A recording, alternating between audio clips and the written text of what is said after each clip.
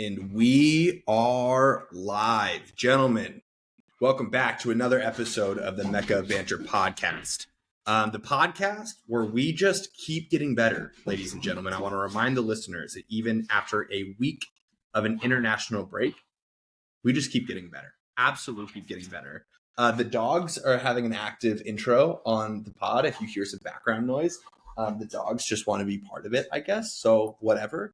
We have a lot to talk about today. We have a lot to talk about for the last St. Louis City game of the season. We have so many fun Premier League games to dive into. We're going to camp out on a couple of them because there's a lot of things to talk about with them.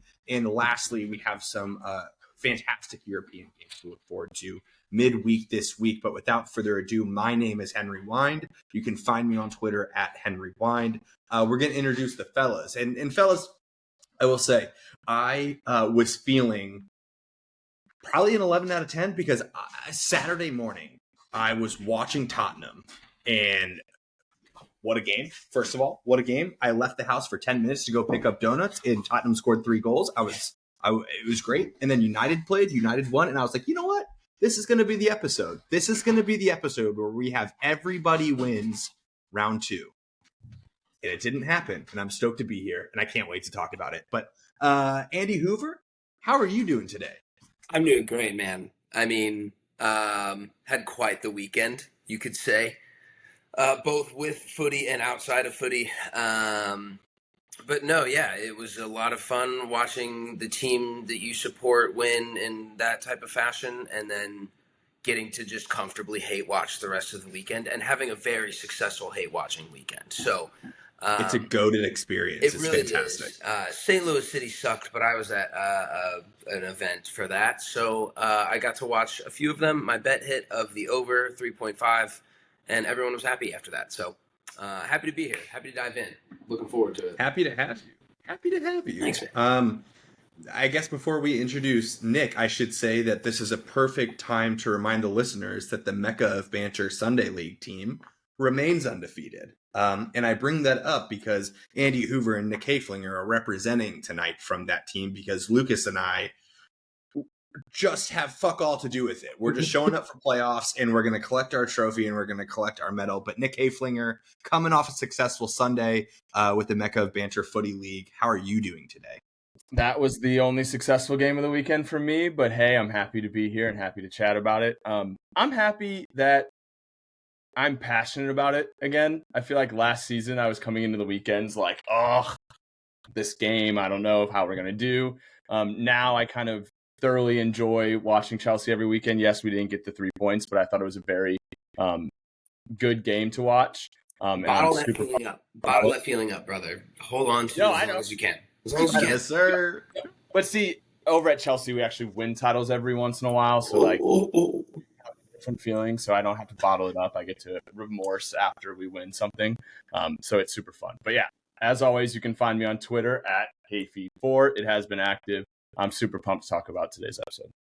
Happy to have you here, man. I feel like maybe we'll have some similarities and some thought processes on some players regarding your team. We're going to dive into that. But the man of the hour, it's Lucas Winkleman with Arsenal. Wings, bro. United wins a game and Henry's just on one. I can't wait to dive in. Winks, bro. I think especially when United wins and we don't win, whether it's a tie or a loss. How many times have we said Bournemouth is a tough team to play? How many times have we said it? They're easily the toughest away team in the Premier. Vitality. We said it at least once. Known for its atmosphere. Those cherries are lunatics. Also, there's not many days that United do win and Arsenal lose. So right in the same weekend, he's soaking it up. Yeah, drink it in, lads. Yeah. No, I mean it was a shitty weekend on the football front for me. I guess Arsenal we're just a bunch of hardened criminals now. I think since Arteta brought that pickpocketer to our dinner, I think he kind of turned everybody into these hardened criminals, and we just don't take no shit. But yeah, I can't wait to dive into that game. It's going to be super fun, but I am very happy to be here, and And to be talking to you guys, I think that, last podcast I was able to be on, which was 2 ago, because of work traveling, I also got absolutely reamed for about a good 35, 40 minutes of the podcast. So hopefully it doesn't last as long, but I'll let you guys obviously take your shots. But I know that's not the first game we're going to start with tonight. So Hen, why don't we just get this shit over with? It will last for as long as I say it'll last. How about that? No, happy to have the fellas here. As I mentioned earlier, we were on international break last week, so we did not have a pod. So it's great to be back with the lads talking about the sport that we love so much. We're going to kick it off with St. Louis City. As I mentioned, it was a 4-1 slaughtering against Minnesota United away from home. For all intents and purposes, I think this crew kind of signed off the season, the last home game of the season, when we got to give them the proper farewell. To be honest with you, I know that it's kind of our responsibilities to watch these games and have commentary on it. None of us watched it. Hoover kind of watched the first 45 minutes and bet on it and hit his bet, and that was good. But I mean, we don't really have much to say about that St. Louis City game. And I know that everyone looks forward to it every single year. We have our season recap episode coming up in the near future where we're going to go through the highs and the lows and what went so wrong, kind of like the turn of the season once Hackworth came back in. And so we have a lot to dive in with that. But gentlemen, I want to hear just like, what's your one word feeling on the season being over with St. Louis City? What's your one word? Future. Future. I don't have one word, but I think we are in way better of a spot than where we were last year when the season ended.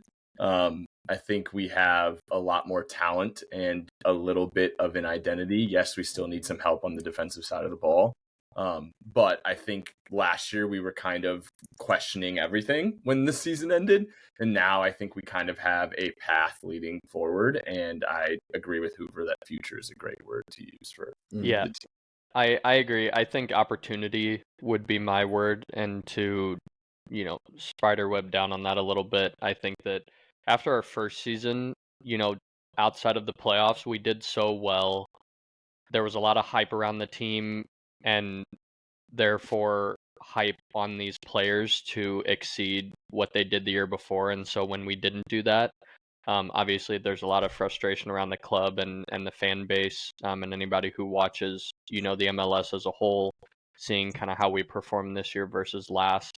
So I think that this season might have taken a little bit of weight off the shoulders of the players, and to know that, that we obviously hold these high expectations of them regardless, but coming off of that first season of league play, playing like they did, I think that, if our manager makes the right moves in this offseason, that, it's only up from where we were this season, in my opinion. I can't see us in any world finishing worse than we did this year. So I think next season is going to be a big opportunity.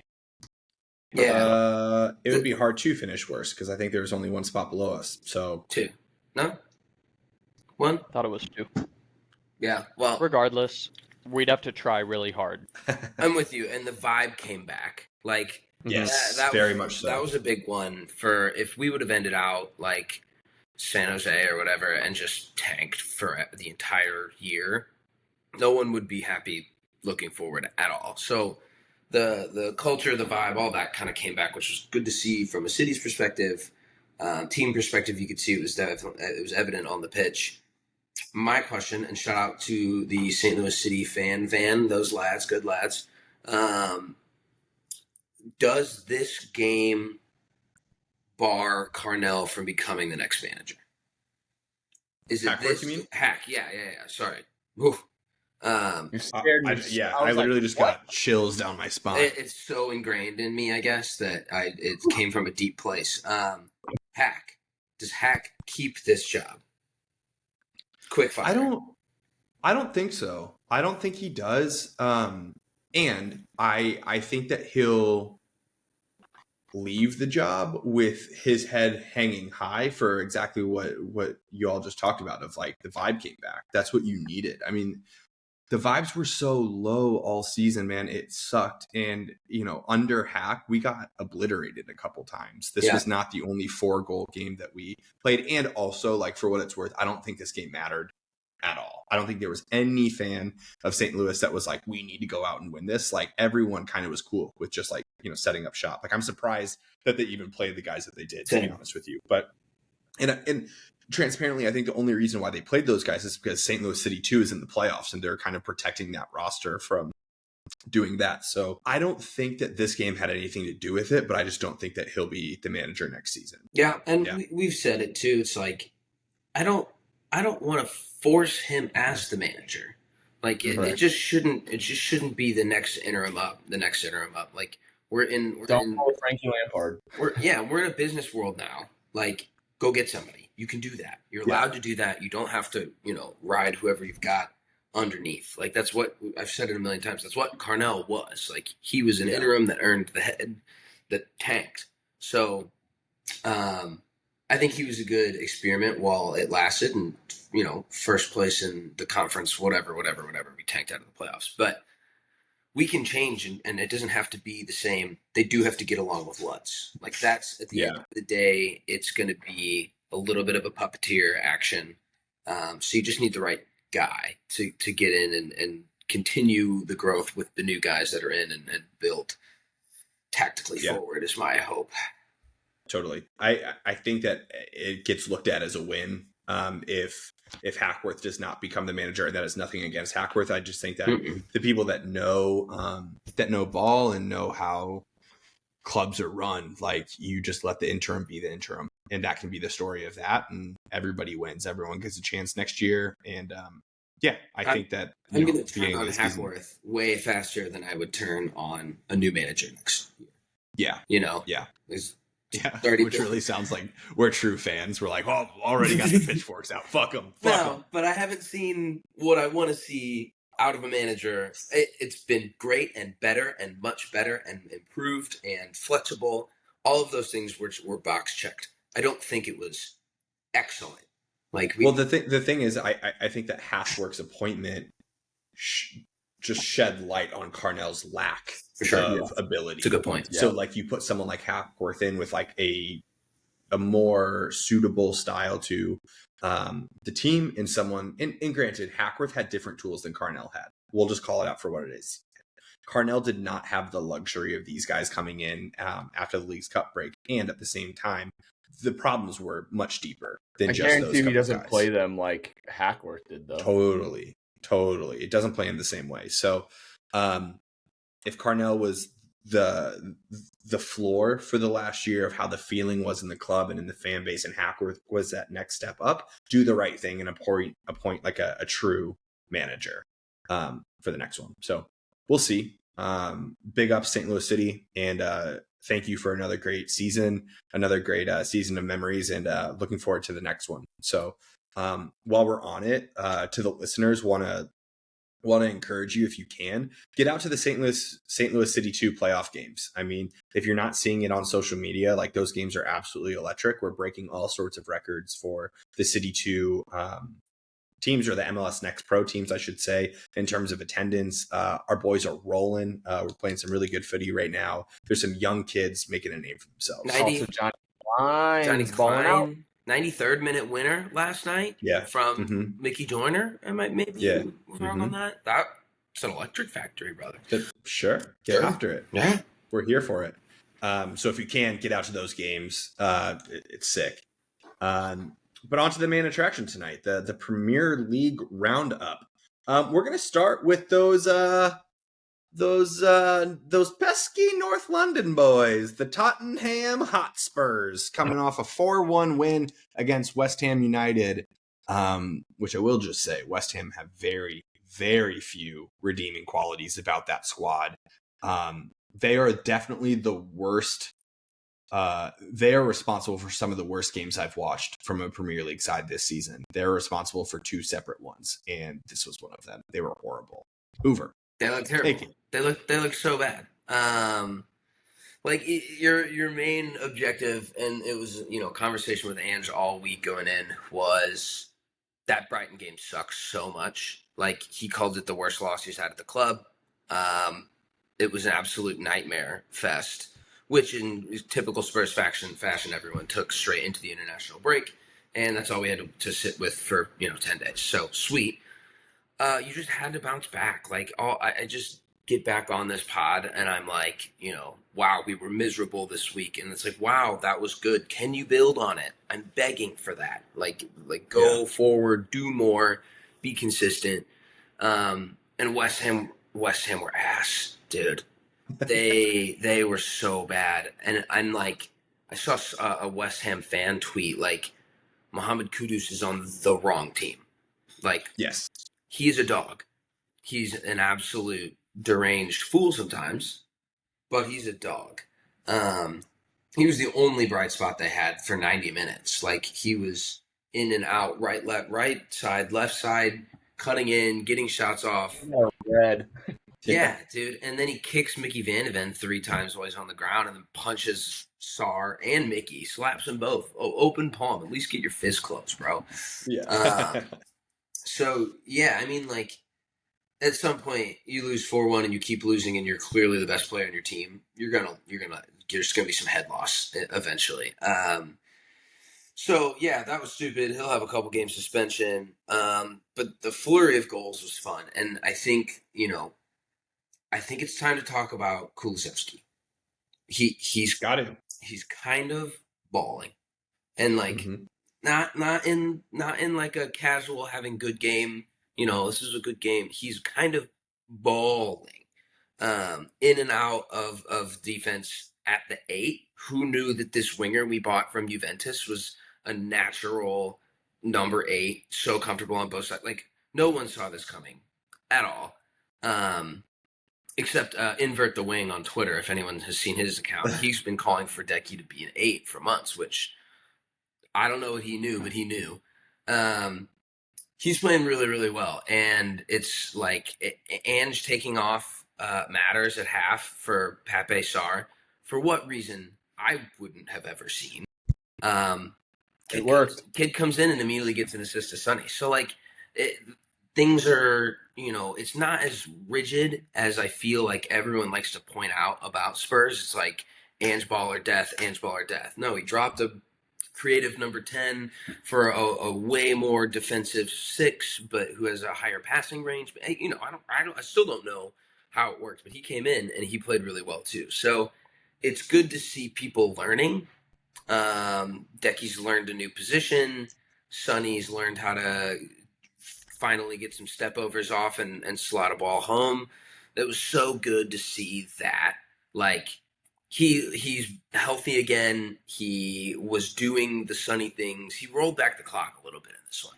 Is what it felt like. It was prime what you've expected of that guy for the last 5 years. So, all positives. The only thing better would be have a clean sheet, but you just try and build on it, please, God. Like, in the Europa League on Thursday, they've got PSV, which is probably one of the tougher Europa League games you'll have. So, would like to see a recycled B team-esque go out and do that job, which is not something that I've seen very often as a Spurs fan. So, you never get too high in this business. You never get carried away, but yeah, Kulusevski is going to be something. I hope he can keep the form for the rest of the year, because I've seen just a ridiculous regeneration around this guy.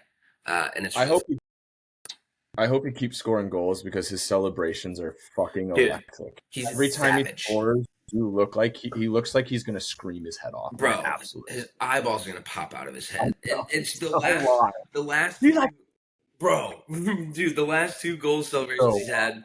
He's like, looks for the camera, gave a heart to his girlfriend, and then he just gets into the unleashes it. It's so awesome. He's a huge LeBron fan. He used to do he did the LeBron celebration, I think, last year, 2 years. And Son, and when Son was in on goal, it was almost like I was like, oh, that's a goal. I mean, he's just such a clinical finisher when he has it on the wing and he's cutting in and he can just beat one guy. I also think it's funny how opposite Timo Werner is. Like, when Timo's making that run, I'm like, oh, this is not going to be a goal. And when Son's making that run, I'm like, oh, this is a goal.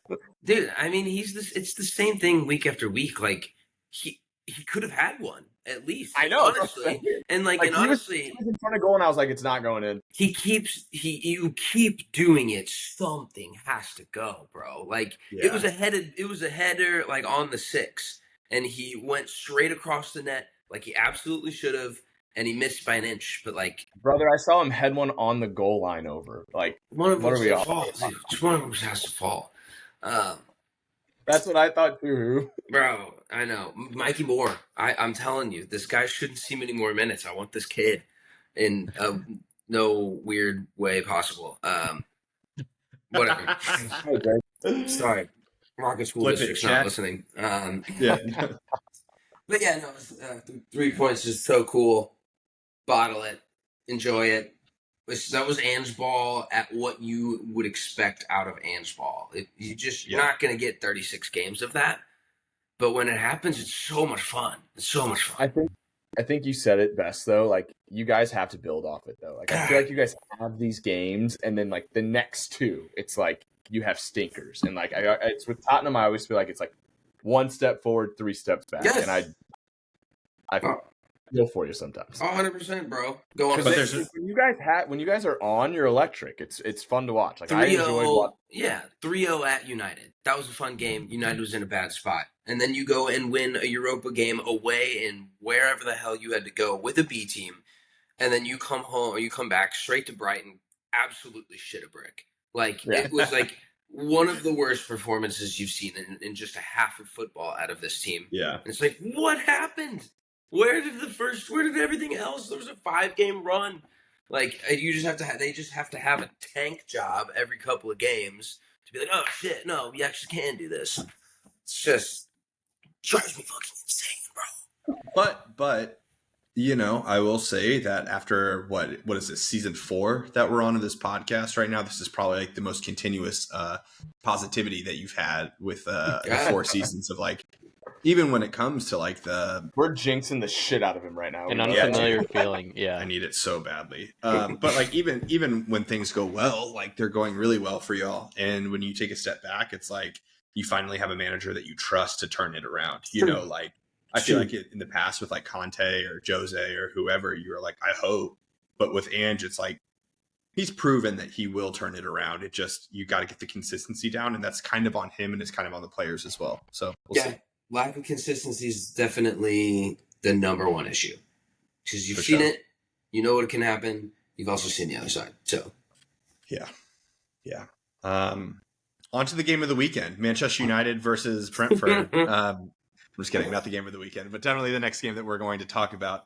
I have a guest feature for this, even though he is not present. Connorson Dobry has sent in his statement officially for the club. So I'm going to play it for the listeners now, and for the boys. The boys have not heard this yet. So here goes nothing. Viva Garnacho, Viva Garnacho, running down the wing, hear United sing, Viva Garnacho. What's up, boys? Sorry I couldn't be there today. Like Butchie texted earlier. 7 games on a Monday night is just something I didn't sign up for. So sorry I couldn't be there, fellas. Really, really miss you guys and chopping it up. But nonetheless, fellas, gotta say, just a massive, massive weekend for you, boy. And I mean massive. We currently are sitting 3 points off the top spot, coming off a massive 3-1 victory. Currently sitting here staring at this FOT mob table. It says we're in an automatic promotion spot. I'm not necessarily sure what the little yellow dash means, but nonetheless, I'm just going to say that it's an automatic promotion spot. So, fellas, Bielefeld currently sitting in an automatic promotion spot. It's absolutely massive. I told you guys, do not sleep on this team. You guys keep just sleeping on this team. And here we are. We're currently sitting in promotion, away to Hanover next weekend. We're not settling for third, fellas. We're coming for the title. Bundesliga 3 title goes through Bielefeld. Book it. Tell your bookie, tell your mom's bookie, tell your dad's bookie. Bielefeld, book it. Bundesliga 3 title coming. Now, I guess what you could probably say is a little less or more important, depending on your attitude today. Fellas, we won. We won a game. Everybody clap it up. 2-1 victory for Man United at home to Brentford.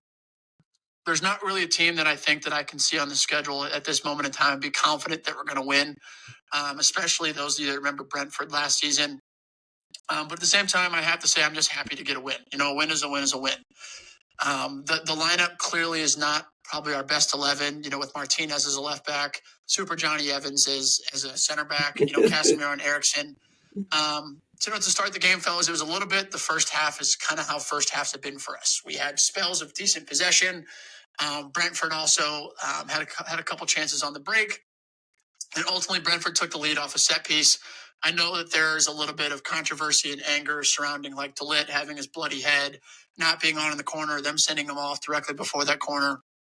Truthfully, the more I look back at it, that's probably on the Man United staff for not wrapping that shit up, putting something on his head.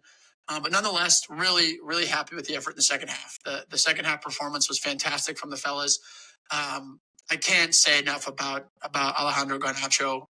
Every single time he touches the ball, he's one of those players that just gets the fan off his feet. He always looks like something's going to happen.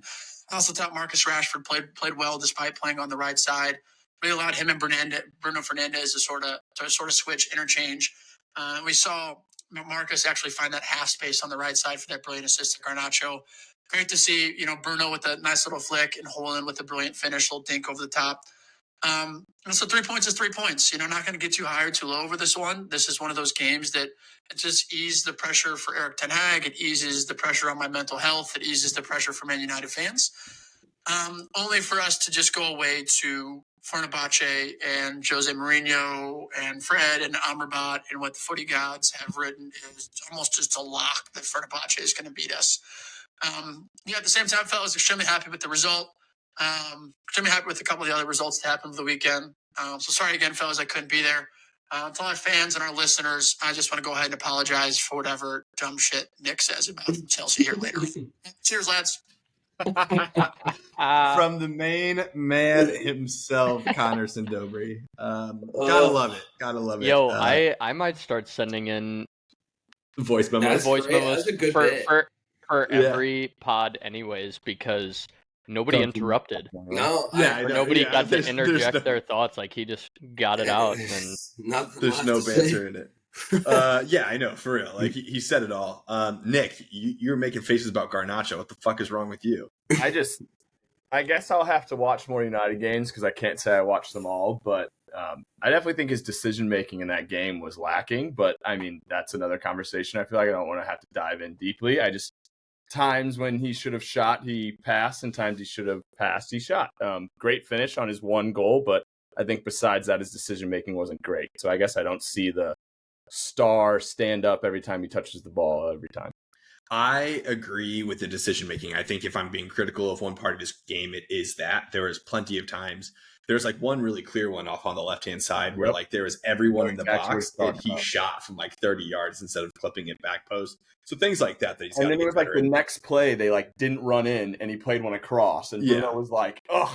Yeah, so he's got to get better with that. But I think what Dobes is saying, and I agree with the sentiment of he's the guy consistently on our team that regardless of how good of a game he's having or not good of a game he's having, he's going to run at you. He's going to run at the defender and make the defender make a choice. In an era where so many wingers are just cutting back and playing it backwards and trying not to lose the ball, he is one of those wingers that's going to make something happen. And I think that's what Dobes is.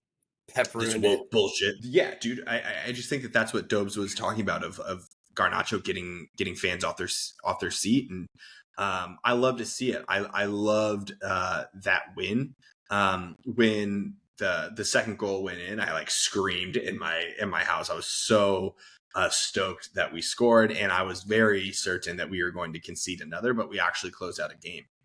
What's funny is when you look at the lineup and you see the likes of Eriksson and Johnny Evans and Lindelof playing, Maguire was injured, but you see even those are three guys that Ten Hag at the end of the season was really clear on not wanting next year because they're old, they're not part of the plans. And those are three guys that have, Lindelof has played a little bit, but Evans and Eriksson have been the staples of the last several games. So, gotta give them credit where credit's due. Mark Goldbridge said something early last week of to their credit, say what you want to say about Eriksson or say what you want to say about Evans or about Rashford or about, Garnacho or whatever, these guys that maybe should be better than they are, at least they're fit. We have so many fucking injured guys at United right now. That is Luke Shaw, bro. Like Lenny Yoro came to preseason, got a major injury in his foot and went through rehab and is already back in individual training before Luke Shaw, who was injured last year, came back for the final of the Euros and then was injured again. Like, just so fucking stupid.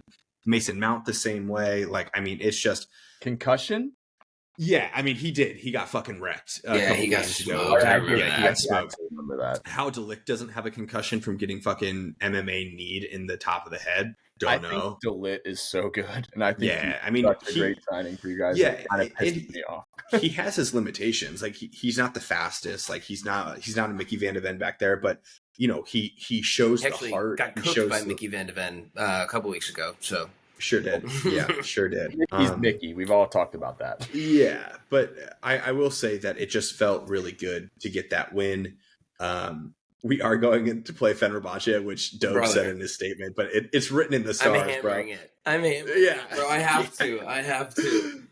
Jose Mourinho, Fred, Amrabat has to be the case. I wouldn't even be surprised if Amrabat and Fred both score. You know what I'm saying? Like I think that's going to happen, but it is, as much as we always say, like, tough place to play, playing at Fenerbahce in front of those fans is insane.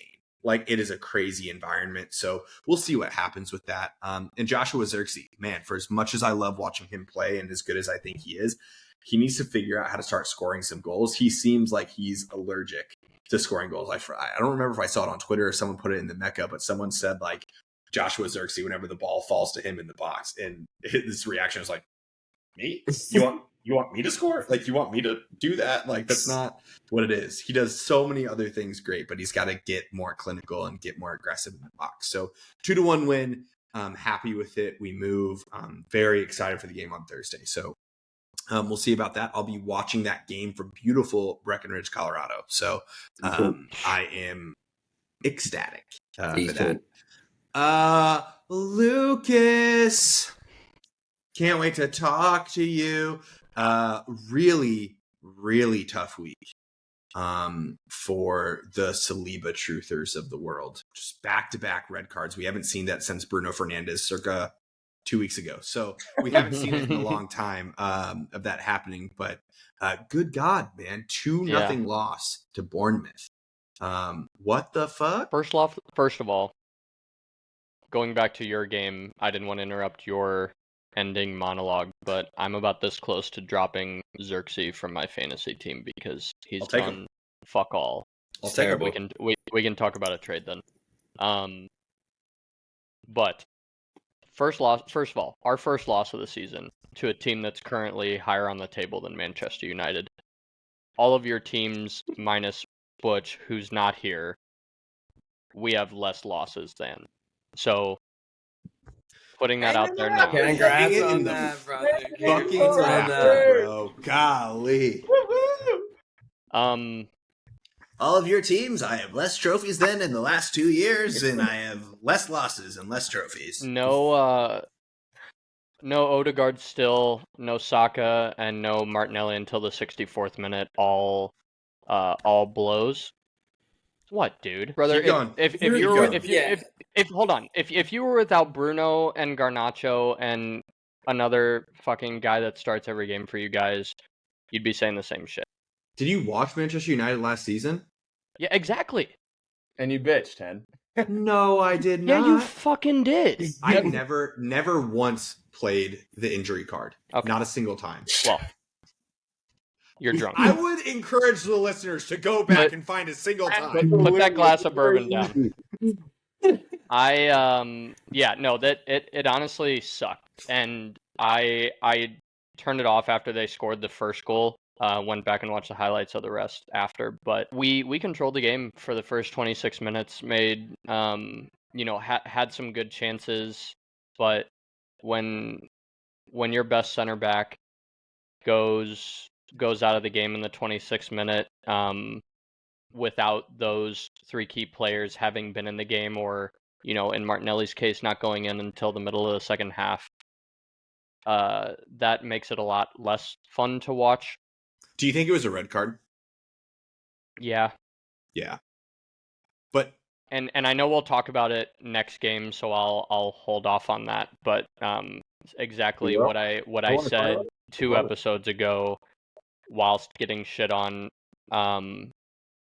it's the consistency piece for me. But no, I mean, we didn't have another defender that probably could have gotten back in time, regardless of the pace difference. I don't think that could have happened. So even if he did, slip, he still grabbed onto him as he was slipping. Can't do that if it blocked a potential breakaway. Like I don't think it was the wrong call. I think that you could argue either way. So I would have loved for it to have stayed a yellow card personally, but I can't be pissed off that, it is what it is. But, bright spots, being down a guy, we had some good defensive blocks. Also had some good possession spells, despite being down a man, and then held them, scoreless for a little over 45 minutes after we went down a man. So again, not having two of our strongest offensive players will do that to a team when you then go down a man who just happens to be your best defending center back. So their first goal, I want to give them credit, was fucking beautiful.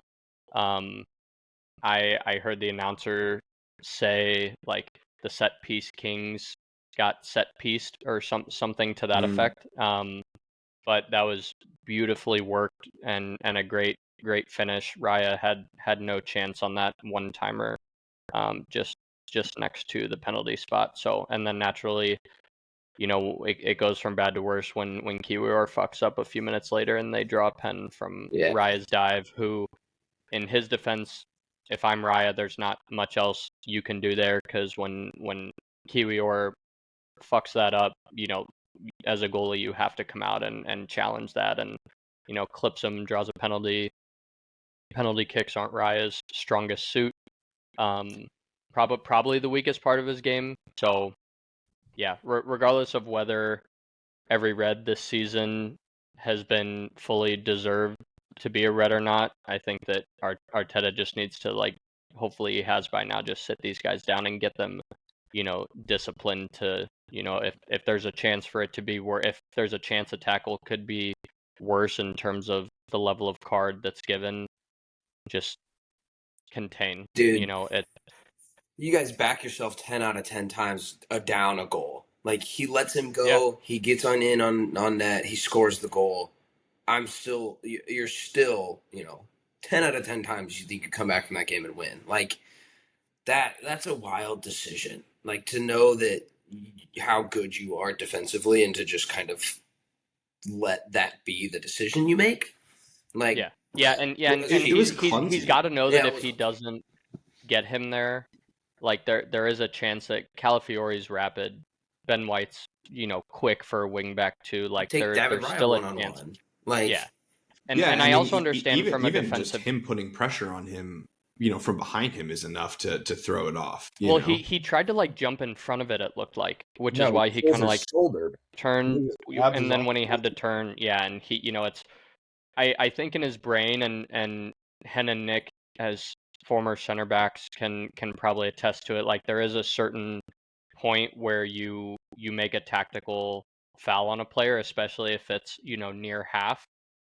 But when you're the last man back, and you just gotta know that's how you just have to be aware of that. And it's something that you expect out of a guy like William Saliba, regardless of if he's 23 or not. His experience at the Premier League level and at the national level should be such that that doesn't happen in that way. So, his experience from the national team level is definitely teaching him that red cards are okay. Apparently, he didn't get he got a yellow on that French one, right? They didn't go down. No, I thought that was a red. I'm gonna genuinely can't remember. Yeah, look at it real quick. But Wings, man, what I can't understand, no doubt, Odegaard, Saka, and Saliba being out for the majority of the game dampens your chances of winning, for sure. But, like, how many times were we on this podcast last year talking about fucking backup for Saka. How many times have we been on this podcast talking about having depth, bro? Like, And Raheem Sterling, maybe? it's the perfect storm of those two guys being injured and then the red card or whatever. But like,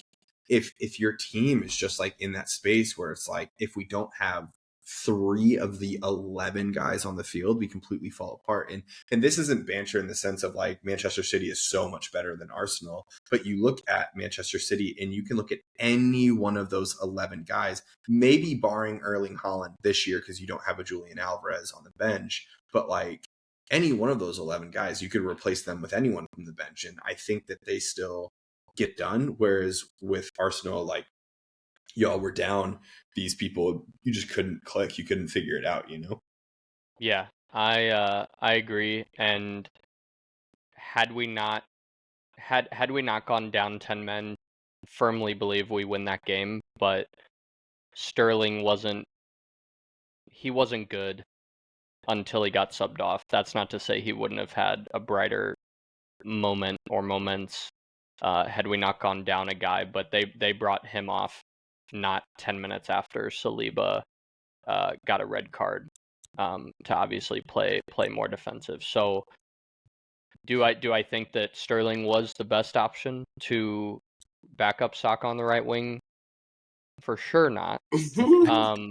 For sure. For sure not. Nick's just waiting so intently for me to say something that he can chirp me on. But he in that game, he genuinely just like wasn't given a chance because Arteta had to move more defensively after we went down a man. So up until that point, did fuck all, and then after obviously got pulled. So I agree. I think there's still opportunity for improvement, massive improvement on that right wing, and January is right around the corner, so you never know. You have to think what that could they happen. go and get someone. Have to. I've also heard that the Vlahovic transfer rumors are coming back around to Arsenal.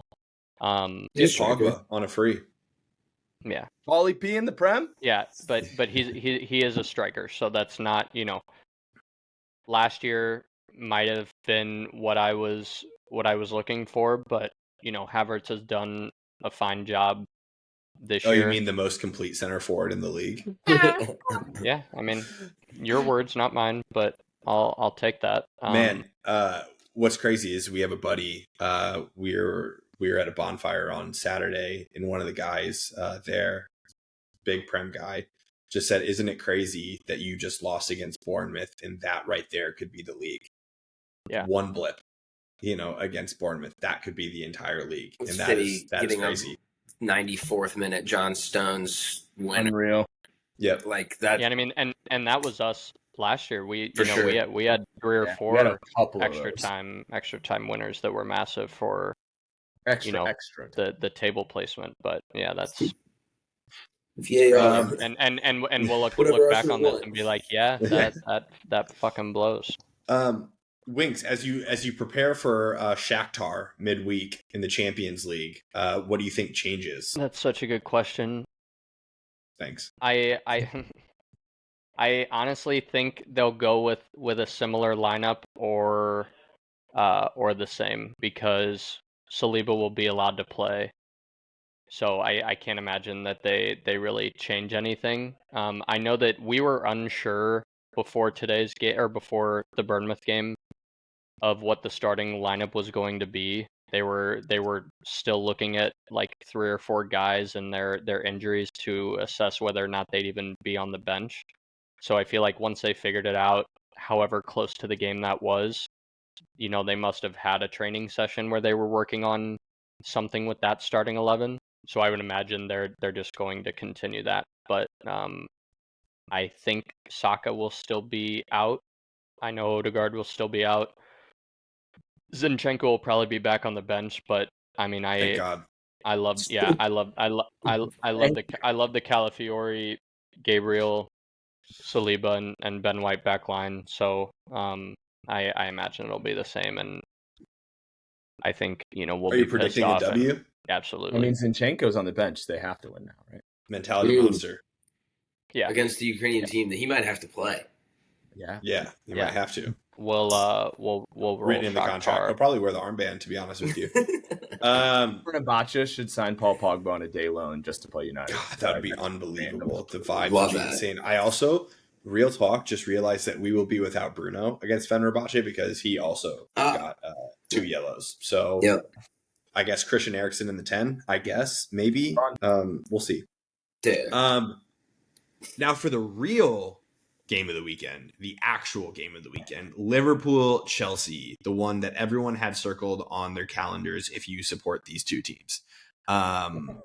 Otherwise, not much to look at. But Liverpool decided to watch it. Yeah.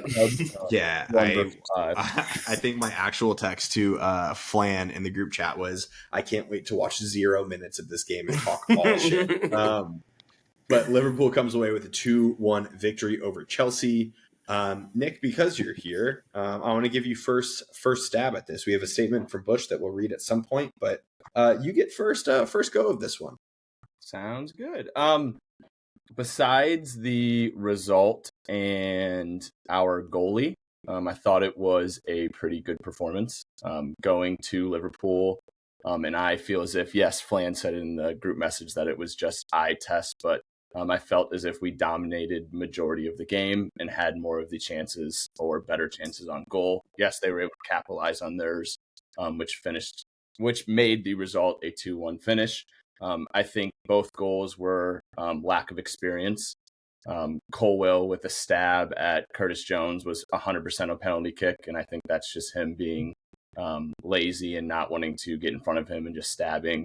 And then the other goal is Reece James trying to play an offsides trap when he hasn't played in half a year, and him getting burned and having Curtis Jones on a wide open goal. I also think Sanchez should have stepped out on that and smoked Curtis Jones on his bad touch. But besides that, I thought our team had a pretty good performance. I was very happy with Caicedo. I thought he looked very good in the midfield. I know Butch was talking about how he thought his midfielders played well, but I think Caicedo dominated them for most of the game.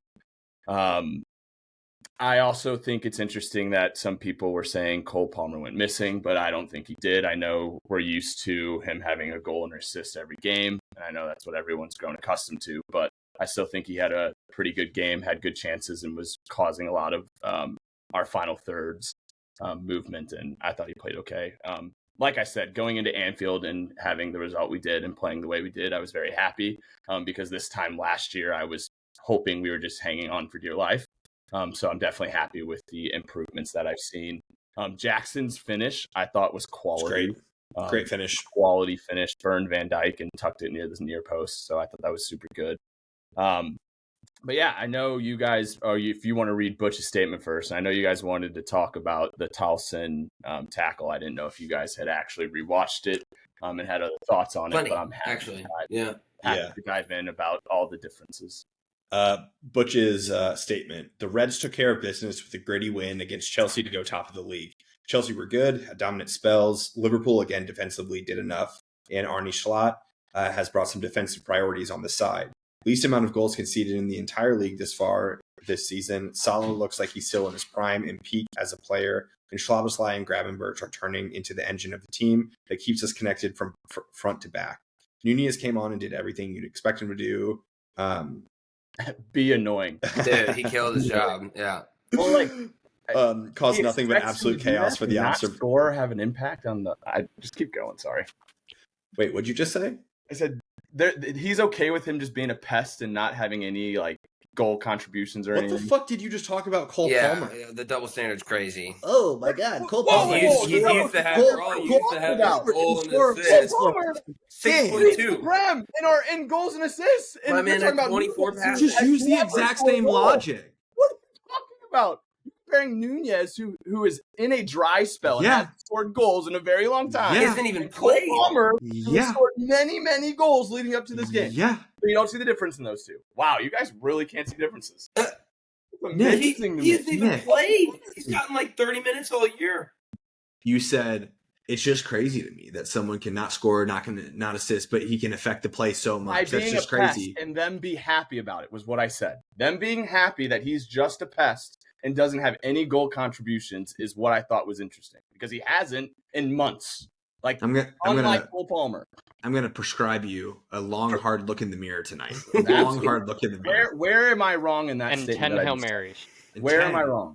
Make it 11. Where am I 11 wrong Hail in that? Marys. Are you just not going to have a conversation back because you know I'm right, or what? Because you just went on a whole thing about how Cole Palmer didn't do shit Correct. the He entire ghosted. game, but you He thought was that he had a gone. great game. He had That 24 some passes people- through the midfield.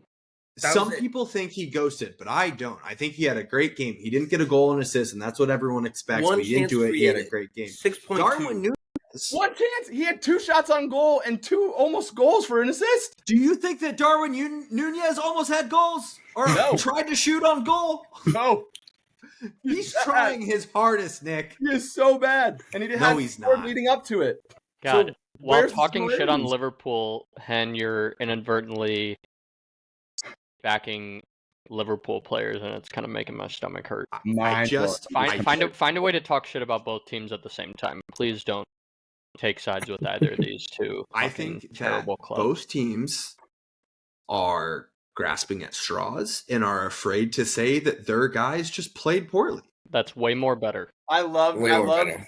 on a win. I love Henry on a win. Hoping Darwin Okay. gets his chance now to start and produce some goals moving forward and getting the goal scoring touch back, because I did follow up. It sounds like Jota might have broken some Crushed ribs. some That is ribs. that sucks. Dude. That's a brutal injury. He got mangled. Yeah, that's tough. But slow down. But Nick, based on the way that you said this, do you not think that Tosin's foul was a red card? I don't even think it's close. And I think if you think it is, then it's laughable. Okay. Well, explain your thoughts. Well, no, I kind of want to hear what you guys think. Nope. Because No, the you got comment it. that was made in the group message from Hoover was, if you see 100% differences in that, then you're an idiot, pretty much. I would love you guys to tell me, besides the fact that it was a foul, what other similarities between the two plays happened. He was the last man back. False. Not He true. was the last man back. Colwell and James were both online with him, so that's false. In line, 10 yards away Yes. each. If you take Tolson out of the play, Colwell is defending Jota. You take him out of the play, brother. He's one-on-one with the You keeper. get him completely out of the play. Jota is defended by Colwell. And Reece James, take them both out. Take Colwell and Tolson out. Reece James' Reece legs James- would explode before he caught pace to catch up to it. That So was it's never even a nowhere near. possibility. Also, one was a clearance from the defense, and one was on a counterattack. So, very different in both of those plays. The ball One going was over the top ball with one for a defender header, to beat and the other was is a through ball 30 going over the yards in. top with one defender to beat. If it wasn't over the top, if they don't foul, it hits them. The ball hits them. If he doesn't try to run with him and grab on, and Jota slow down into his body and get tripped up, they're literally heading the ball. Nick, this is a bad take. I I wholeheartedly don't think so disagree. at all, because I've looked into this many times and seen Twitter, and I think it's almost the opposite. I've I've watched looked into side it by many side times. videos. I've seen it more times than anybody else. I've You know looked how I into said it. that? Yeah, What? bro. Your only argument back to this is like mocking? Okay, Nick. No, What? no. What? Here's the deal, bro. When you watch it, the I watched foul it many times. sounds like it, and you're Yeah. convincing me that you've watched it. The more you say that, Sorry, the thing is that if Saliba's foul was so clearly a red card, brother, holy shit! Why I think Saliba's was a red was because he was in fact the last man back. The All ball right. was played way in front of the offensive player because it was a counterattack, and then he grabs his arm to foul him, whereas Saliba is pulling. Yes, play both of these. I love this. Chat, here's the deal. Podcasters of the world unite. If you are not watching on YouTube, I apologize for the next 3 minutes, because we're gonna use some video, and you should watch it over on YouTube. But we're just gonna watch this play. Yep. Why am I not seeing it? Okay. Play it. Why did you stop it? So Colwell could have settled the ball. Red. He could have settled the ball. Colwell, that guy on the right, that wing, watch. If he takes 2 more steps, he settles it. Almost. What are you talking about? Colwell's fucking four bodies length behind him. Keep going. They fall, and look where he is. 4 bodies length behind him. You're crazy. He's on them. Nick, You are crazy. The thing is, okay. bro, Regardless. So a defender was close. Now play the Arsenal. Why'd you stop? Why are we stopping? Show your screen. Play the Arsenal one. They're drastically. That was the end of the play. Show the Arsenal one that was right below it. I gotta find it now. I'm That not was even just a seeing screenshot. this. Also, he mangled him. The man has broken ribs. He crushed him. He fell on top of him when Jota stops running and then has him fall over him. So here's. Oh, here we go. We got a side by side. This is what. Oh yeah. Or is it the 2-second one? Yeah. Okay. Nick, here's my take on it. Is Look at Cole. He's literally jogging. Cole's jogging, watching the ball because he's literally like, all right. It's probably because Tosin also decided to teabag him as he was falling on top of him. But no, the thing is, Nick, you're simply comparing these two, but both of these being red cards is not a mutually exclusive thing. So even though Colwell was that close, that still was a counterattack, could have been a breakaway had he not rugby tackled him. Do you also not see? If Tolson's not even there. Tolson's not even in play. It's not even a breakaway. Do you not see where maybe an aggrieved Arsenal fan is pretty upset that it wasn't called the same way? Whether that be both yellows 100%. or both reds. 100%. I was arguing the fact that I was told that they are 100% the same and not different, when that is in fact incorrect. I think Tosin's was worse. I think Tosin's was worse. That's fine. You can have an opinion. I think well, clearly not. I can think only agree. Clearly not. I think if Salinas is a You guys red, haven't had another opinion. that's a red. Okay. I think if Salinas is a yellow, that's a yellow. Like I think us in the business of hand play, I think that Tosin's was worse. And I don't think that they're the exact same play. They're not the exact same play, but it should be the same precedent in a situation that has very similar aspects, which these have extremely similar aspects. Whether or not we're going to start nitpicking and drawing lines from how far defenders are from the others, like it looks a lot like the same. What was similar to you? The fact that he was the last man back. And so you think he was last man back and Colwell or Reece James couldn't affect the play? But it doesn't matter who could have gotten back and affected the play. If you look at the line, he was in fact. Jesus Christ. No. Yes, No. Yes. No. Yes. Bro. Fundamentally, the rule of the game is if you're the last man back, you're the last man back. If you doesn't matter if you know that a wingback can get back into the play. You could have he was the last guy, a foot behind you on your side of the pitch, and them not be within range, and you're still the last. Are you you're the last guy? Sake, Nick? No. Are you arguing for arguing's sake? You're the last guy that's in between a striker and the goal. You're the last guy. It's never mind. It's the same thing. Different plays. You weren't. It wasn't same called situation. You're all wrong. It wasn't called the same, and I think that was an egregious decision.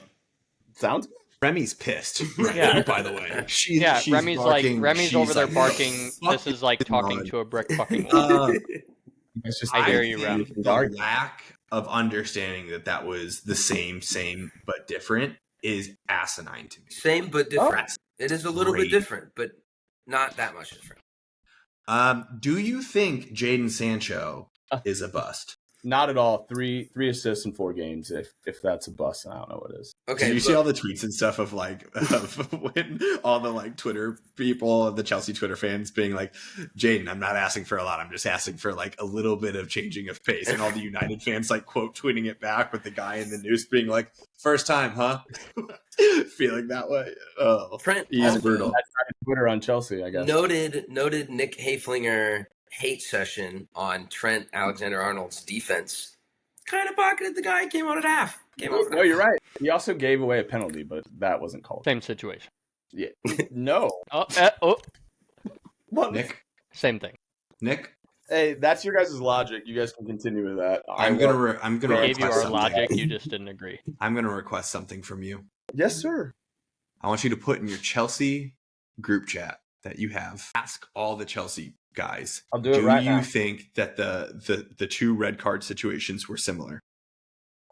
Don't And say anything else. I want Were to. the two red card situations What was the similar? Saliba and the Tosin tackles similar? And I want you to take a screenshot of the responses. I'll tweet it. Yeah.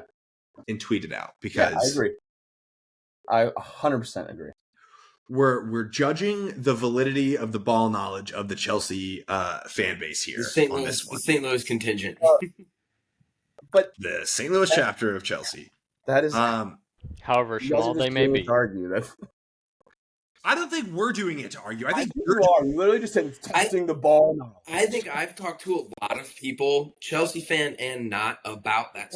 Everyone I've talked to besides you guys is agreeing to me. There's been a lot of discussion about it, but no one has been that difficult to convince. Like, it's insane, bro. Convince what? I'm just saying it could have been a red. And a lot of people have felt that, yeah, it very possibly could have been a red. And he's so adamant. He's so adamant about it not being the same, and they still came out with the same amount of points that we did from that game. Zing! Hey now, whoa! The only thing I'll give Chelsea on this is that you played Liverpool and you played Bournemouth. Both teams. End of the day, end of this little segment we've got going. Both teams looked good. They have a plan. They have tactical awareness.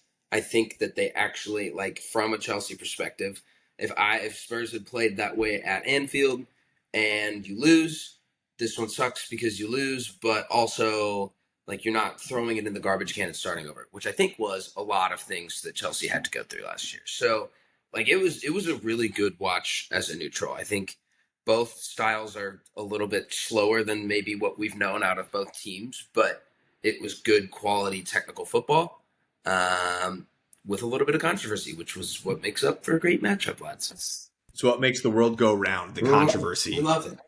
That's where I think it's funny. There wasn't much controversy except for the Mecca of Banter and you guys. The Mecca of Banter that knows ball. Well, I said it immediately. I said that tackle happened, and I go. Everyone involved in the game thought that. I was like, "Look, not to be that guy." Back to the beginning.